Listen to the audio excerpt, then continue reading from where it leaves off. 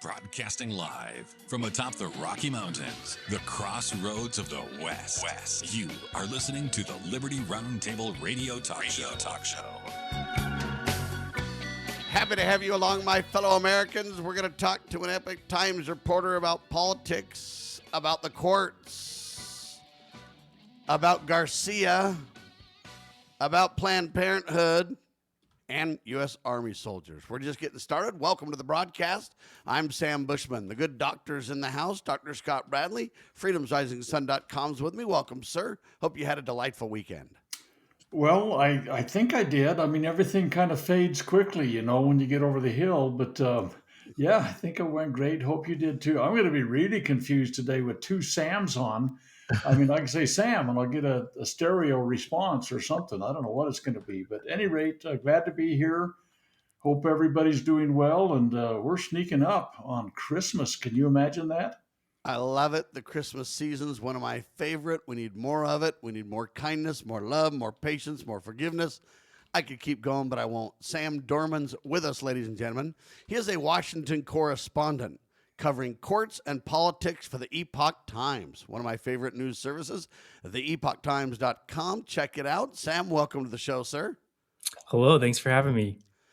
There's so much to talk about. First, I want to mention this. Appeals court rejects judge's attempt to block Planned Parenthood's defunding. So it gets a little complicated when we talk about blocking, defunding, this, that, and the other. But break it down and make it simple first, will you? Sure. Yeah. I think you probably remember the One Big Beautiful Bill Act, the big spending bill that Congress had passed and this was one of, the first time that Congress had actually defunded Planned Parenthood and Trump was able to actually sign the bill. Republicans have been trying to do this for a while. And so it finally occurred recently under Trump. And so, after that, there was, of course, quick litigation, as there has been so many other lawsuits against the Trump administration, against Republicans' agenda. And basically what happened was that a judge in Massachusetts had issued two preliminary injunctions blocking different aspects of this bill and trying to prevent the defunding of Planned Parenthood. And it reached the appeals court. And then last week was when we got that decision basically on the preliminary injunction. So it's, there's still some, there's probably still some litigation that's going to play out because it's more of a preliminary order. But at this point, they're basically, the appeals court was saying that this lower court, this district court judge had erred by basically saying, that this seemed like some kind of punishment that was targeting Planned Parenthood in an unconstitutional way. And also that it was somehow violating the equal protection clause of the equal protection principles within the Fifth Amendment of the Constitution.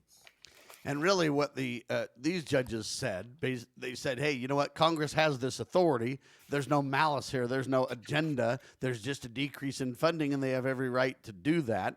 That's kind of the summation of this. But what I find fascinating about this, Mr. Dorman, Planned Parenthood is using the very money that they get to sue, to create lawfare, right?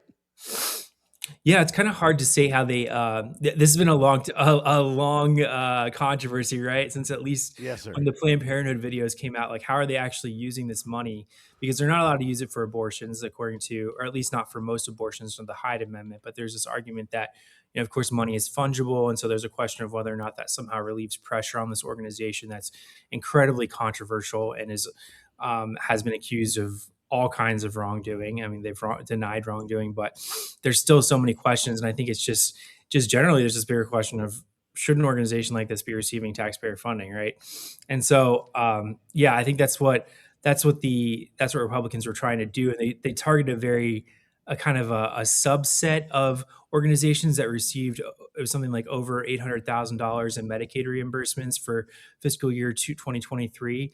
And so Planned Parenthood, they didn't specifically say, we're defunding Planned Parenthood, but Planned Parenthood was saying, essentially, you're targeting us. And because of that, it violates this constitutional provision against bills of attainder, which is a way of Congress punishing particular entities. So yeah, and if I was Congress, what I would do is I'd say, okay, you think we're targeting you? We'll just slice harder and cut more funding to more people then, just to make it fair and equal and even. That's what I would do if I was in charge. But hey, obviously that's why I'm not.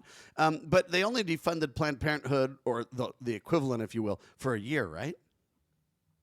So yeah, I think that this is just for it's like Congress has whenever they do appropriations, they do it on a yearly basis. This is my understanding. So I think that they'd have to continue, and this could obviously get reversed with a new Congress after the midterms. Um, but yeah, so we'll see. It's kind of limited, and the appeals court decision even said, in terms of when you're targeting a specific subset, the appeals court decision said, we can sort of grant Congress their flexibility in doing things incrementally whenever they're targeting particular areas of policy or issues within the United Yeah, States. it's really nice of the courts to decide that the Constitution matters and that the checks and balances are vital and that Congress has the purse strings. I mean, how gracious of them!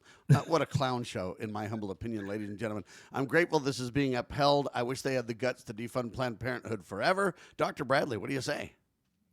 It's really fascinating to me that the goodie box, once it's been opened, they have a really tough time closing it. And this is it's like they're entitled to continue to get funding. Well, there's this Article 1, Section 1 that says, Congress has all legislative authority. And then there's Article 9, Section 7 of the Constitution that says you can't spend any money unless it's been legally authorized. Of course, we could quote them directly out of the Constitution, but you get the idea. So Congress is the one that, as you inferred, controls the purse strings. And yet, whether it's the Obamacare subsidies that have been going on since the COVID con, or if it's this Planned Parenthood thing, it's like no, you guys opened the goodie box. You can't close it on us now, and it's kind of like no, this kind of thing. First of all, it should have never happened at all. It's a private organization. It's getting funded, and they say, oh no, we're not using this for abortion. But you say, oh yeah, but what you are using it for, you can offset other expenses that you now put to abortion, and so it's just a charade, a facade, a complete disaster, and the foolishness of just defunding them for a year. Well, we'll see how it goes. I mean, they're back again. They've got their hand out again, and it's absolutely a travesty of what government should be used for. Government is not authorized to do what they're claiming they have a right to have done. And whether it's due process or it's equal protection or whether it's we just want to steal your money, I don't know what it is, but the fact of the matter is there is not a shred of any authority to do what's being done in funding this private organization that's principal and primary purpose is to kill babies before they're born. I mean, what a travesty. And I don't know why the court just can't say, jump back, Jack. You guys are out of here. You don't have standing at all. I mean, maybe I'm ornery this morning, Well, but they could and they should, but they don't and they won't. And that, Mr. Dorman, what do you say to all this?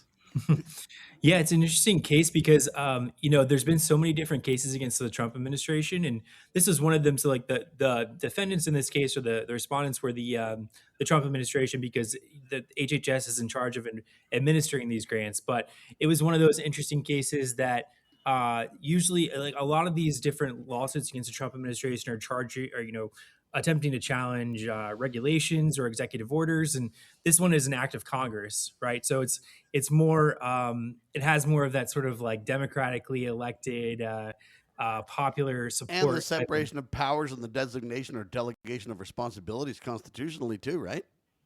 Yeah, I mean, and that was one of the things the appeals court mentioned is that Congress has the power over taxing and spending, and so they have a lot of flexibility in how they can use that power.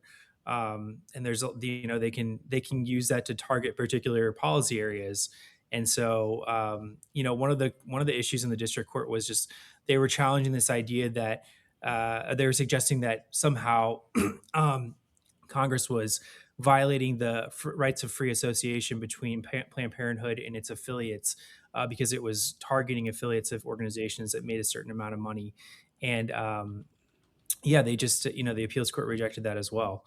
Yeah, So, because they can freely associate, they just can't steal money. That's all. Hey, that's the problem. Is that to me the redistribution of wealth to take money from my family's wallet and give it to a murderous organization like Planned Parenthood, it needs to be stopped. And those criminals that spend the money on pro-death agendas, in my opinion, ought to be in court, right?